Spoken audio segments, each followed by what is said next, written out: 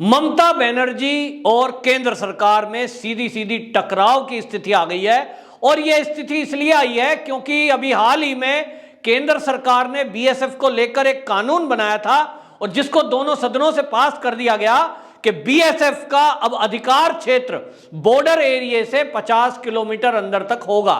इसका मतलब यह हुआ कि जो बॉर्डर लगते हुए प्रदेश हैं जिसमें कि पंजाब है, कश्मीर है, पश्चिम बंगाल है, असम है, इस एरिया में 50 किलोमीटर अंदर तक बीएसएफ किसी भी कार्रवाई के लिए जरूरत पड़ने पर घुसपैठ, आतंकवादी या कोई नशे का कारोबार करने वाले लोग, इस तरह के लोगों के ऊपर कार्रवाई करने के लिए वो अंदर तक आ सकती है। इसके पहले 15 किलोमीटर तक अंदर आने की अनुमति बीएसएफ को थी। केंद्र सरकार में जब से मोदी सरकार आई, इनके पास गृह मंत्रालय की तरफ से यह बार बार रिपोर्ट आ रही थी कि जो सीमावर्ती राज्य हैं उनमें नशाखोरी का काम ज्यादा हो रहा है। जैसा हमने पंजाब में देखा कि पंजाब में पाकिस्तान की तरफ से ड्रोन के जरिए हथियार गिराए जा रहे थे, नशे का सामान गिराया जा रहा था और इसको लेकर के कई बार आसपास के गांव, खेत खलियान में ड्रोन सामान गिराकर भाग जाते थे। कई बार आदमी लोग जो उनके इस सामान को आगे बेचने के लिए पेडलर के रूप में यूज होते थे, वो गांव के लोग होते थे, लेकिन बीएसएफ के पास उनकी गिरफ्तारी या सर्च वारंट लेकर के उसकी तलाशी करने का अधिकार नहीं था।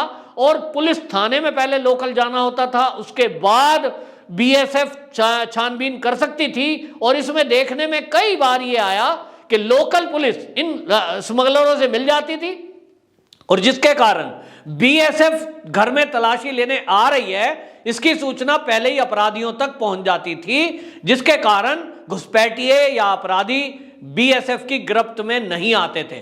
कई बार ऐसे केस भी सामने आए कि घंटों घंटों थाने में वो बीएसएफ के अधिकारियों को बिठा कर रखा गया फोर्स उपलब्ध कराने के नाम पर। और इसीलिए केंद्र सरकार, मोदी सरकार ने यह आदेश दिए, बीएसएफ के अधिकार क्षेत्र को बढ़ाया। लेकिन ममता बनर्जी पहले ही दिन से इसका विरोध कर रही है। और विरोध करने का कारण क्या है? क्योंकि हमने देखा कि सबसे ज्यादा अगर हमारे देश में बांग्लादेश की तरफ से घुसपैठ हुई है, अवैध घुसपैठ, तो वहीं से हुई है और वो सीधे पश्चिम बंगाल आए। पश्चिम बंगाल में घुसपैठियों के फिर फर्जी दस्तावेज तैयार हुए और ऐसे गिरोह हैं जो उनको पूरे भारत में फिर फैलाने का काम करते हैं। उनके आधार कार्ड, राशन कार्ड, उनका वोटर कार्ड, ये सारा कुछ तैयार किया जाता है। और इसलिए क्या ममता बनर्जी ये उन घुसपैठियों का पक्ष लेना चाहती है? ये एक बड़ा सवाल था। इसको लेकर आपको बताएं, ममता बनर्जी के बयानबाजी शुरू से होती रही और अब उन्होंने एक बार फिर कूच बिहार में ये बयान दिया। उन्होंने कहा, अपने कूच बिहार के एसपी को बाकायदा ये आदेश दिया है कि यहां बीएसएफ की एक्टिविटी पे नजर रखी जाए।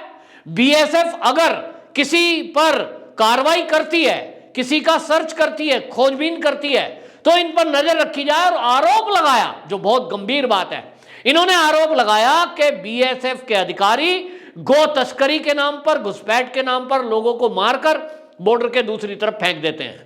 अब ये अपने आप में बहुत गंभीर आरोप है। आप समझिए कि हमारे देश की सेना के ऊपर इस तरह का कोई आरोप देश का मुख्यमंत्री लगा रहा है। कोई एक पश्चिम बंगाल की मुख्यमंत्री यदि इस बात को बोलेगी कि हमारे देश की जो सेना है, अर्धसैनिक बल है, अगर बीएसएफ पे यह आरोप लगाया जा रहा है कि वो जो है निर्दोष लोगों को मारकर गो तस्करी के नाम पर वहां बांग्लादेश में डाल देते हैं, इसका क्या मतलब है? इसका मतलब यह है कि पूरी दुनिया में वो भारत की सेना को बदनाम करना चाहती है और पूरी दुनिया इस पर अब सवाल पूछेगी कि भैया भारत की एक मुख्यमंत्री ऐसी है जो ये आरोप लगा रही है। इसका मतलब तो भारत की जो सेना है निर्दोष लोगों को मार रही है। सवाल यह है कि ममता बनर्जी का यह इस तरह का गंभीर आरोप लगाना यह कहां तक न्याय उचित है? इस पर गृह मंत्रालय को तुरंत तत्काल कार्रवाई करनी चाहिए। ममता बनर्जी मुख्यमंत्री है, लेकिन इसका मतलब यह नहीं कि वो सीधा सीधा केंद्र के किसी नोटिफिकेशन, किसी अधिकार क्षेत्र में इस तरह से अतिक्रमण कर सकती है। वो कैसे सेना की कार्रवाई को रोक सकती है? लेकिन ममता बनर्जी का हमने पिछला टर्म देखा कि जब एक बार सेना रूटीन वहां मूव कर रही थी तो उसने ये तक कह दिया कि हमारे प्रदेश में हम सेना को नहीं आने देंगे। यहां सेना की कोई कार्रवाई नहीं होने देंगे, जबकि रूटीन में सेना मूव करती है एक जगह से दूसरी जगह।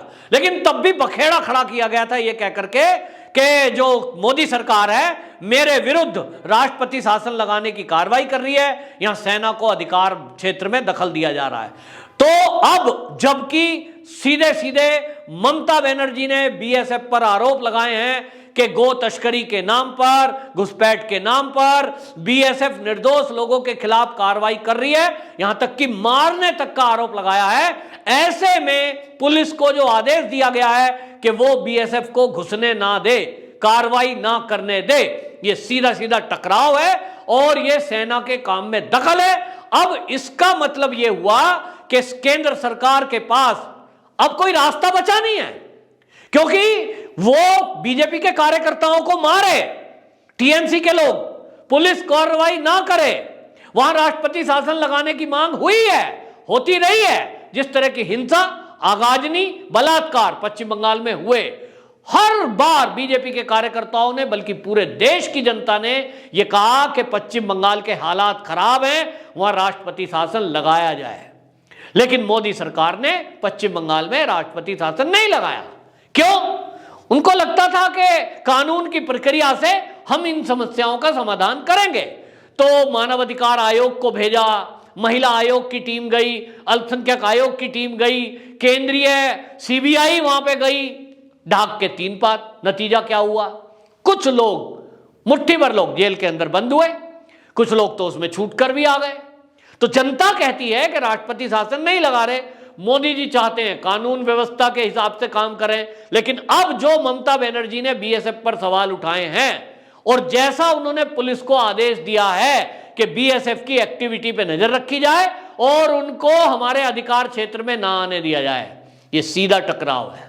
अब केवल केंद्र के पास एक ही रास्ता बचा है कि इस तरह की कोई भी मुख्यमंत्री अगर है हमारे प्रदेश में, किसी प्रदेश में, कि वो सेना को आरोपित करती है, सेना पे आरोप लगाती है, पूरे दुनिया में देश को बदनाम करने का काम करती है, तो उसको तुरंत तत्काल राष्ट्रपति शासन वहां उस प्रदेश में लगाना चाहिए और ममता बनर्जी के खिलाफ कानूनी कार्रवाई करनी चाहिए।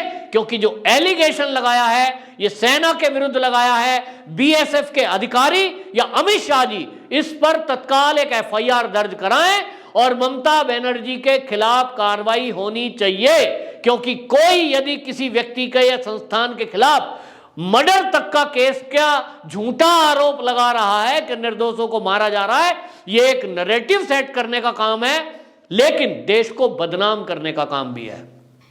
यह बहुत गंभीर मुद्दा है। आपको बता दूं, ममता बनर्जी ने नवंबर 2021 में बाकायदा जो अपनी पश्चिम बंगाल की विधानसभा है वहां से एक प्रस्ताव पास कर दिया कि बीएसएफ का अधिकार क्षेत्र बढ़ाने को हम नहीं मानते। तो मतलब कल को कोई भी कहेगा हमारे यहां सेना नहीं आ सकती, हमारे यहां सीबीआई नहीं आ सकती, तो क्या सीबीआई जाएगी नहीं? सारे राज्य भ्रष्टाचार करेंगे और कहेंगे ईडी हमारे यहां जांच को नहीं आ सकती। तो क्या केंद्र सरकार का कोई मतलब नहीं है? क्या पश्चिम बंगाल किसी दूसरे देश का हिस्सा है जहां भारत का संविधान और केंद्र का कानून नहीं लागू होता? यह कैसे हो सकता है? तो अब केंद्र को विचार करना है। यह बहुत गंभीर स्थिति पैदा हो गई है। अगर मैं बीएसएफ के अधिकारियों की बात करूं तो एक पूर्व अधिकारी, वो मैं उनसे बात कर रहा था, उन्होंने कहा कि पश्चिम बंगाल में बहुत बुरा हाल है, वहां तो बीएसएफ के ऊपर हमला कर देते हैं लोग। ये जो गो तस्कर हैं, ये खाली गो तस्करी नहीं करते, मानव तस्करी भी करते हैं। वहां पर बांग्लादेश से महिलाओं को, बच्चियों को लाया जा रहा है और यहां उनसे चाहे तो वेश्यावृत्ति कराई जाती है, उनको बेच दिया जाता है। और ये जो मानव तस्करी हो रही है ये बहुत गंभीर अपराध है। लेकिन पश्चिम बंगाल की सरकार, वहां की लोकल पुलिस इन कार्रवाइयों को रोकने के बजाय, अगर केंद्र सरकार इन अपराधों पर लगाम लगाना चाहती है तो उसको ही घेर रही है। यानी वहां की लोकल पुलिस, जिस तरह की बीएसएफ के अधिकारियों ने बताया कि लोकल पुलिस वहां के अपराधियों से मिली हुई है, पैसा खाकर ये सब धंधा चल रहा है। ग्रुप के ग्रुप, गिरोह सक्रिय हैं जो बांग्लादेश और म्यांमार से लड़कियों को लाते हैं, औरतों को लाते हैं और आदमियों को लाते हैं। ग्रुप आ रहा है, उसके पैसे तय होते हैं कि आपको भारत में हम दिल्ली तक पहुंचाएंगे, इतने पैसे दो, सारे दस्तावेज बना के देंगे, उसकी एवज में मोटा पैसा कमा रहे हैं। तो कहीं ये ममता बनर्जी तक तो नहीं पहुंचता पैसा, ये भी एक जांच का विषय है। लोग कह रहे हैं इसकी भी जांच होनी चाहिए। देखना होगा अब अमित शाह अगला कदम क्या उठाएंगे। वंदे मातरम।